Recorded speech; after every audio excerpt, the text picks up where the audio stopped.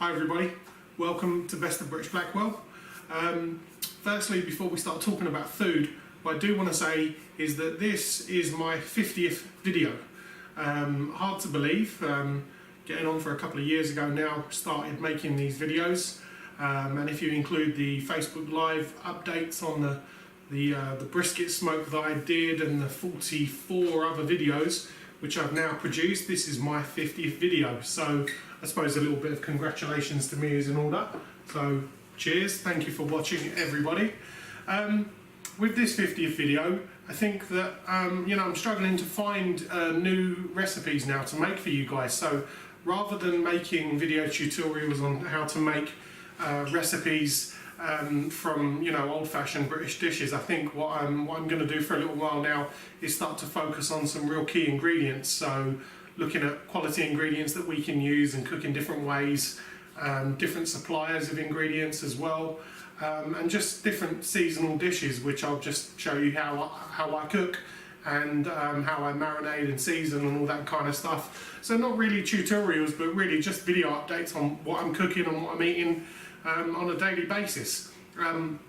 Today I am going to be cooking using an ingredient that I haven't used before on my channel. It's some beautiful lamb chops, and I'm going to be making those into something that my nan would have called a chopped toad, which is basically just cooking them off, seasoning them, cooking them off, and then finishing them off with a lovely Yorkshire pudding mix over the top.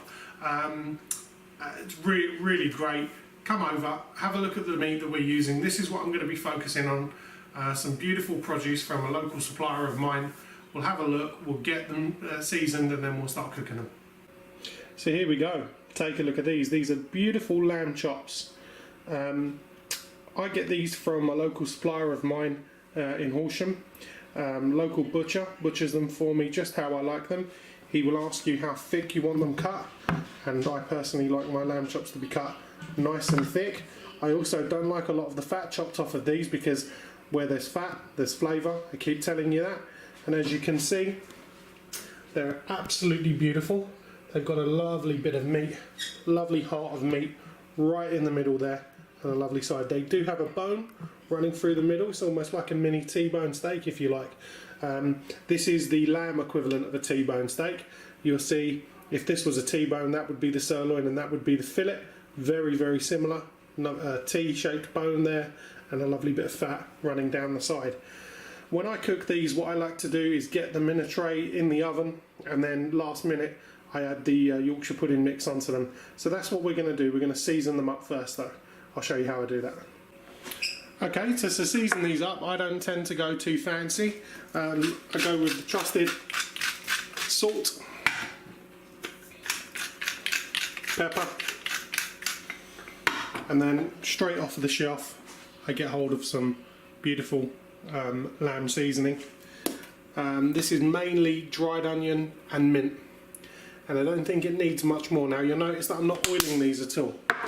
I don't oil them because they've got a huge fat content. As you can see, lovely big bit of fat down the side of these here. And one of the big mistakes made with lamb all of the time is that they're not cooked for long enough. So people always like to have a nice pink bit of lamb, but that tends to mean, to get that pink lamb, tends to mean that they undercook the fat, and then that means that the fat doesn't render down. And rendering down basically means that it's cooked for long enough that the constituency of that fat starts to melt and liquidize. You have to cook these for long enough to allow that to happen. So you'll see later, these lamb steaks, these lamb chops, not going to be bloody. They will be slightly pink, but they won't be red or rare, because the meat is on the bone, which means it's going to maintain a little bit of moisture anyway, so you can cook it a little bit more. And I want this fat to render down and be beautifully crispy and not hard or chewy. So we marinate these. Now we're going to transfer them over into the pan and get them into the oven. Here we go. Trayed up, ready to go into the oven. As you can see, just the seasoning on there that I put on there earlier, just in a pan with a little bit of oil at the bottom, looking really good. Best bit of advice for these is make sure they're at room temperature. Don't even try and cook these cold, because as I said earlier, with that fat rendering down, it just won't happen. Make sure they're at room temperature, and they go in the oven on about 160, 170 for about 15 minutes. After 15 minutes we'll take them out and show you the next stage. Okay, about 10 minutes in. As you can see, these are cooking absolutely beautifully, and what's happening here is the fat on the side of these chops is cooking down lovely. They're not quite cooked yet. What I'm going to do here is add my own little twist. This is what I tend to do. I like the fat on the side of these to be cooked down really nicely. So I get my blowtorch here.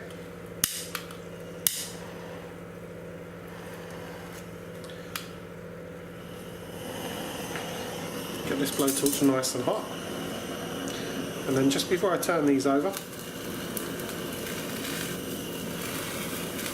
give this fat a bit of a going over. Do every single one of these chops. Okay, so as you can see, we've got our blowtorch onto the fat on these lovely lamb chops now. Now what I'm going to do is get some beautiful mint sauce and just dab it over the top of these beautiful pork chops. You don't need too much. Bear in mind you've put some lamb seasoning on there, so that's going to have a bit of lamb in, bit of mint in there as well. So you don't want to overpower it. But now these go back in the oven for about another 2 or 3 minutes, and then I'm going to show you my final little trick to make this one of the best meals you've ever eaten. Okay. So you're waiting for the last twist. Here, these chops, they're about 2 or 3 minutes away from done. To complete this meal, Yorkshire pudding mix. Straight in, over the top. No messing around. Get this straight back into the oven for another 5 minutes. Okay, we're at the end of our cook now. And look at that. What we've got here, as you've seen a little bit earlier, is some beautiful lamb chops. They've been cooked off beforehand, so they're pretty much done. And then we add into that beautiful Yorkshire pudding batter mix, which goes lovely and crispy on the top. I'm just going to cut one of these open so you can see how it goes on the inside. You've got a little bit of bone there. Like I said, these are on the bone lamb chops. Let's just cut through here so you can see the meat.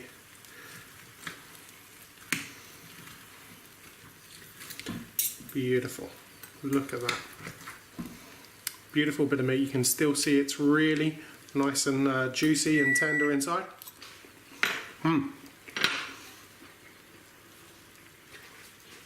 Lovely. As I said before, these are not going to be pink in the middle, because obviously you're cooking them for quite a while to make sure that this beautiful batter on the outside gets cooked as well. But this is my favourite way of cooking lamb chops. I would usually serve this up with some mashed potato and some peas and some gravy, and that's about it really.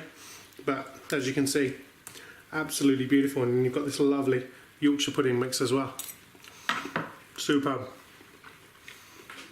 I'm not really sure what I'm going to cook for you next, but stay tuned for another video. Thank you for watching.